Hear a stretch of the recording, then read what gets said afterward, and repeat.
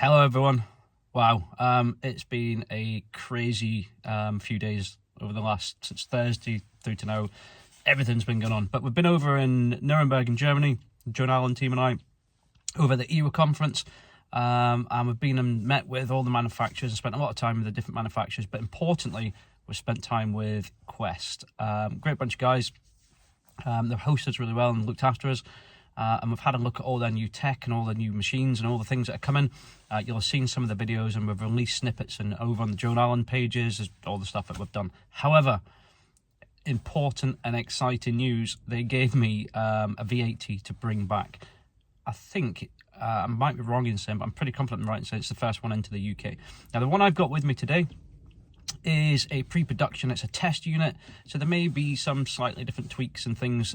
So this isn't the entirely finished product. For example, the one I've got has got a aluminium shaft that will be fitted to the V60, not the carbon fiber shaft that will be on the V80. So I've got the V80 with me, but it's just got an aluminium shaft and not the carbon shaft that you guys will get when you buy, or if you buy, a V80. Okay, so what we're going to do is we're going to get set up, we're going to have a look at it. I'll talk you through some of the things and some of the features on the control box. I'm not going to go through all the settings in this video, we'll get to that in other videos. But we're going to have a look at it, we're going to see what we think, and then we're going to get out there and just use it for a bit. And I've taken it to one of the same fields that I always bring all new machines to when I'm testing them, because it's got a bit of everything. It's got a bit of trash in here, it's got a phone mast, it's got power cables, so if it works in here, we're doing all right. So I'm going to stop talking, I'm going to get set up and get you your first proper look at the V80.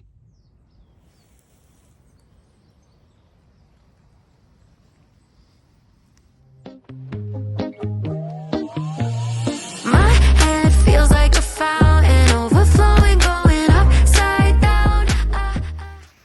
Right then, so here we are with the Quest V80. Before we talk about the Quest V80, I'm tired, it's cold. I've spent the last 24 hours traveling, and I'm out here testing this thing for you guys. Okay, well, it's for me as well, because I'm really excited about using this thing. Here we are, Quest V80. Now, I mentioned just briefly a minute ago that this is a test machine. Okay, so it's not exactly the final finished product. One of the unique things on this is it's got a round shaft, not like the square shaft that you might remember on the other Quest models, like the Q models. So what you can do is collapse this thing right down to a tiny little package, and you can turn the coil to side and fold it round, and you've got a really neat little compact package. I'll show you a close-up in a minute, but on the arm cup here, you've got two screws. You can slacken those, and you can slide that up and down the shaft as well. And again, with the controller, you've got the little clip there, and you can slide the controller up and down on the shaft as well to wherever you want it. So in terms of ergonomics and getting the thing comfortable for yourself, you've got lots and lots of options there. Okay, so what I'm going to do now is I'm going to give you a close-up of the control box, and we'll talk through some of the features, we'll talk about the coil, and then once I've shown you a few things, we're just going to get out there and use it. I'm hiding here behind the trees because it's windy and cold and snowy and not very nice. So here we are. Here's your first up close look at the V80.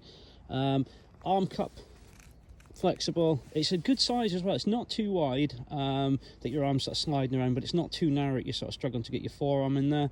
It's got a strap on there, just no different to the other ones that you've maybe seen with Quest before. Then we've got the control box, we'll talk about that in a minute.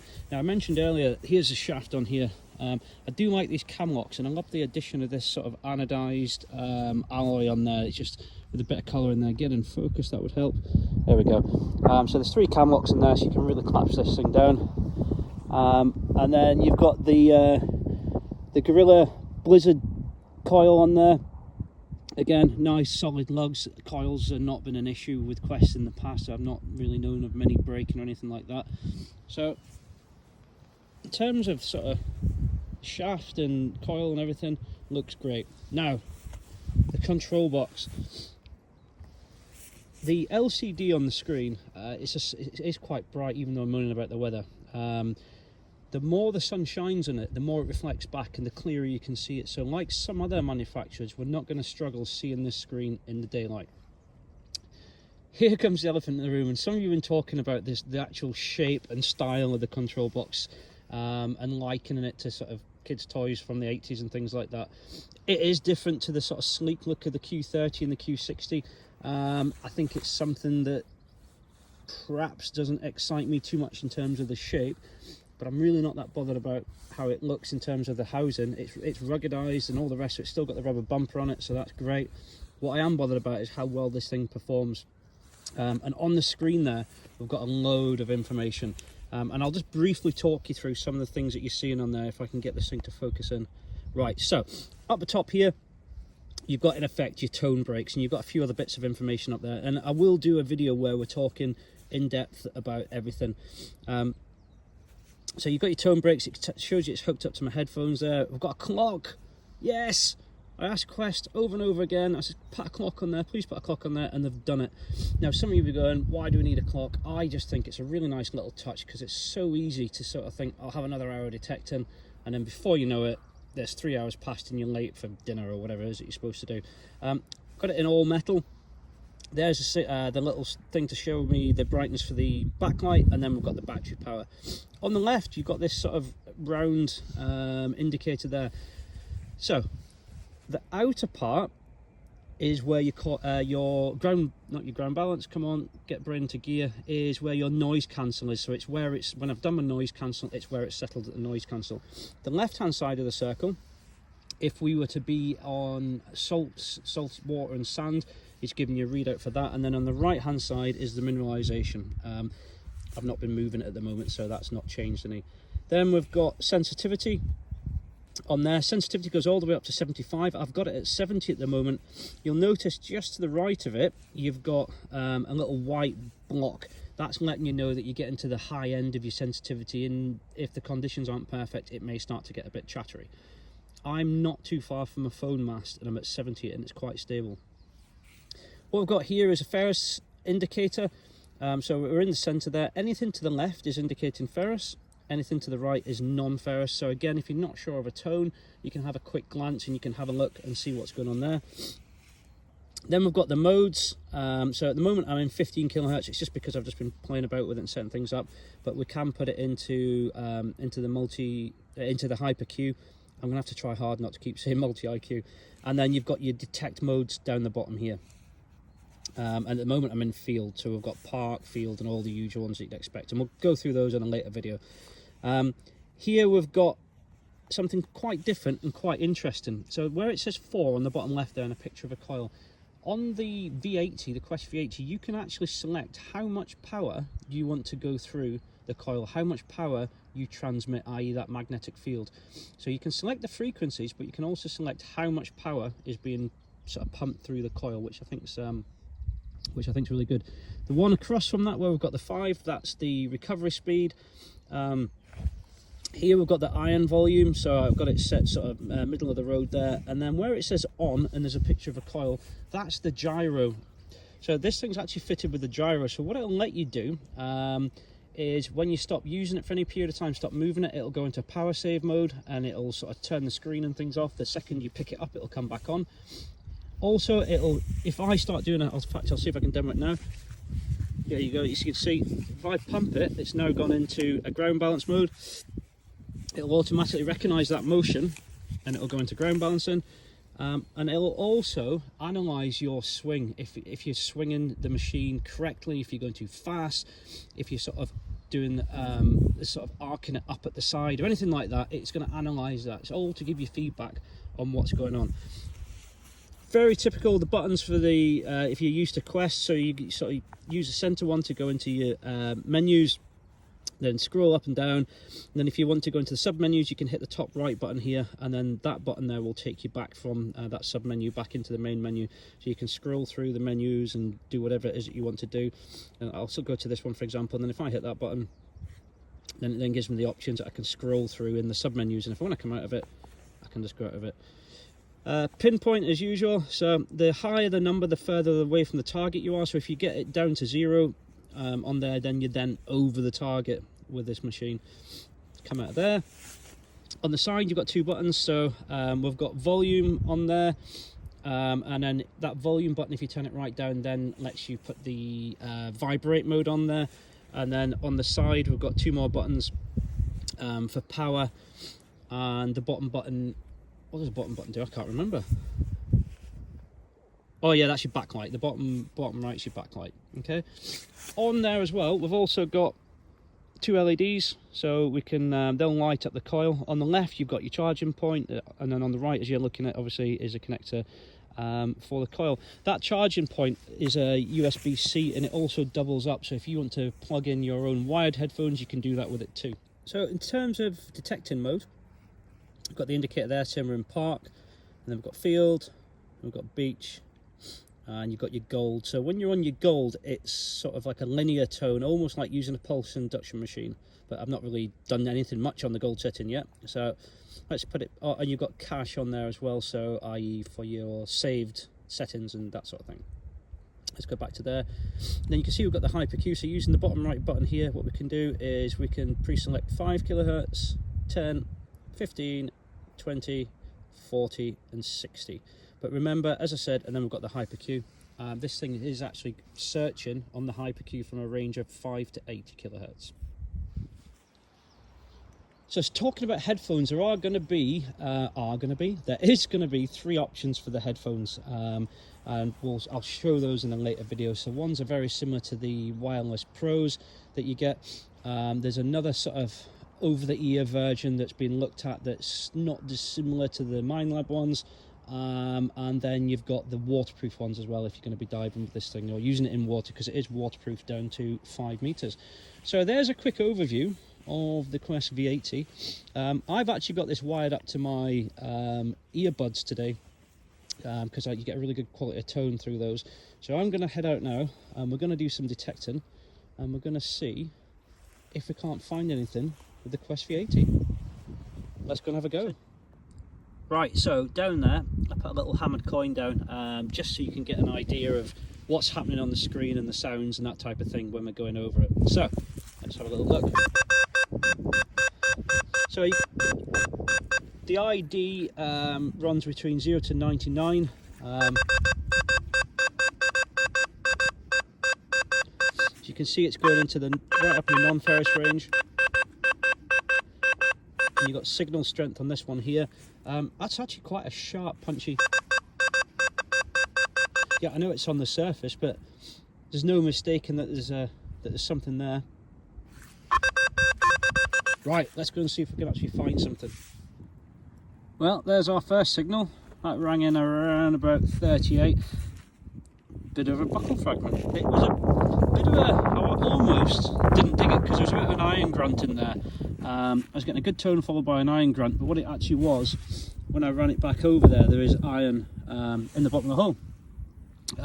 Yeah, I'm not showing you me actually just detecting them yet because it is so windy here, so I'm just moving to a more sheltered area, and then I'll hopefully be able to let you hear the tones as we find these targets.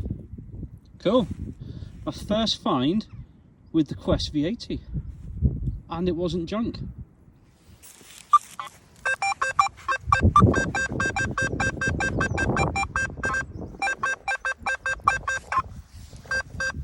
Something there. Right, we'll dig that out and have a look. It could be junk here because I'm right on the spot where, up until like the end of last year, there used to be a fence here, so could be a bit of fencing, but we don't know.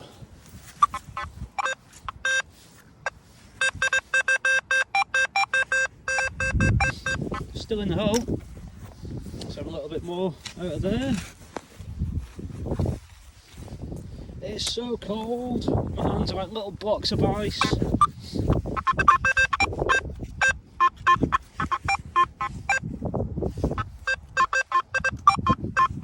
I think it's out. I think. Let's have a look.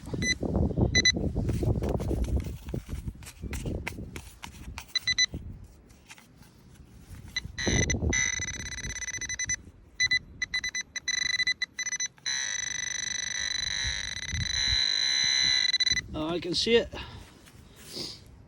A bit of lead. So what was that at? 55 was it? Yeah, okay, so everything for me is a bit of a learning curve with this thing as well, so. But we're digging the right things. Right, let's keep looking. So I just spotted a bit of iron poking at the soil. So I've put the hammered coin less than a quarter of an inch from it. And I've not even tried this yet, so it could go horribly wrong. But I'm just going to see what it's like separation-wise. Now, I know this is nowhere near the same as when the things are in the floor and they're ionised and all the rest of it, but I just want to see. So let's try it.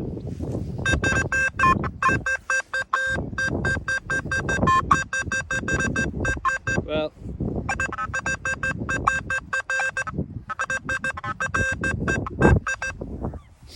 I would definitely dig that. Let's be really cheeky. I'm going to put the iron on top and see what happens.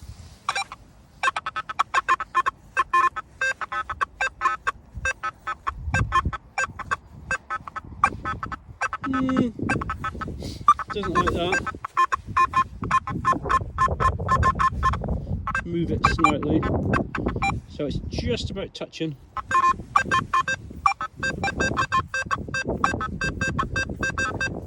Yeah, definitely dig that. Not too bad. Started snowing. Oh, it needs to go away. We need some spring and we need some summer now. Anyway, so I've got it set the TX power at 5, that's its max setting, so it's really pumping its power into the floor. I've got the sensitivity at 70, it goes up to 75, and I don't know if you can see the top of it, probably not, but just behind me there, about 100 meters away, is a phone mast. And the thing is, in this field, I'm on plough now, I was in stubble just sort of over there, really stable so far. I'm not finding a huge amount yet, but that's because this place has been done a lot. So yeah, stability wise and EMI, it seems good, and you can really wring its neck with the sensitivity so far, and it's not chirping, it's not getting excited, and I'm pumping loads of power into the floor. I've got recovery speed sort of midway, so yeah, it's doing all right. I've abandoned it because it actually doesn't look that bad on camera, but it's snowing quite hard now. One of the concerns I had whilst I was driving back up the road yesterday, once we flew into Heathrow, and I jumped in the car and was heading home. The Q60, love it, but it can get a bit chattery. And I was thinking, I hope this isn't going to have the same problem. Is it going to be chattery and all the rest of it? But no, so far, in the area I'm in, and I've moved about quite a bit, and I've just mentioned there's power cables and phone masts and things. It's not chattering at all, and I'm really got it cranked up, almost maxed out on the sensitivity. It's pushing out full power as well. Yeah, I'm getting used to that control box now. When I first saw it, I was like, oh god, I don't like it. It looks like a speak and spell from the 1980s, and if you're not that old, then Google what a speak and spell is, you'll know what I mean. But now I've got it here, and I'm used it a bit, I'm warm into it, but the quality of the LCD is good. I initially thought that the screen might be a bit busy, there's too much going on, but no. Yeah, it's so far I'm liking it. Right, I'm going to keep going, see if I can find something exciting.